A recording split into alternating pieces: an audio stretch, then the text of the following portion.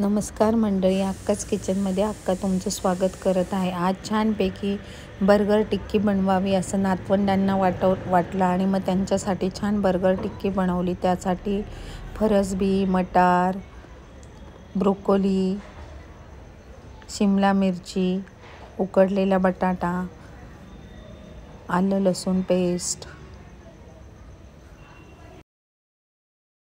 Chilli flakes, oregano, chaat masala, मीठ असं सर्व साहित्य घेतलं। नंतर छानपैकी भाज्या कटरमधनं कापून छानपैकी जिरे, मोहरी, हिंग अशी तेलात फोडणी करून त्यामध्ये भाज्या वाफवून घेतल्या।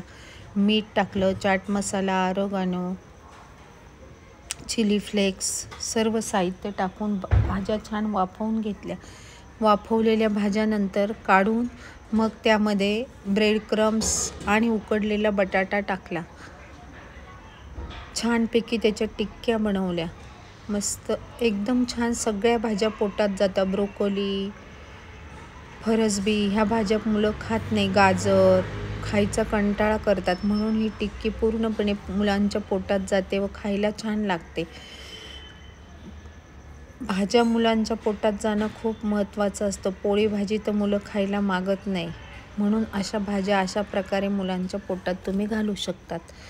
छानपैकी वाफ आल्यानंतर मग त्याच्या छानपैकी ब्रेड क्रम्स, बटाटे घालून त्याच्या टिक्क्या बनवल्या आणि मग तेलावर शॅलो फ्राय करताना त्याला आणि टिक्क्या चांगल्या क्रंची होण्यासाठी कॉर्नफ्लेक्स घेतले। कॉर्नफ्लेक्स हे मुलं दुधात पण खातात आणि ह्या टिक्क्यांमध्ये एकदम क्रंची टिक्क्या होतात। टिक्क्या बनवल्यानंतर मैद्याची स्लरी करायची किंवा कॉर्नफ्लॉवरची स्लरी करायची, त्यात थोडं मीठ टाकायचं, मिरपूड टाकायची, टिक्क्या त्याच्यामध्ये बुडवून आणि छान कॉर्नफ्लेक्समध्ये घोळवून इतक्या क्रिस्पी आणि छान लागतात ना, खूप मस्त लागतं। तुम्ही मैत्रिणींनो नक्की बनवून बघा। कॉर्नफ्लेक्समुळे टिक्क्यांना एकदम चव पण येते आणि इतक्या कुरकुरीत क्रिस्पी लागतात ना की बस।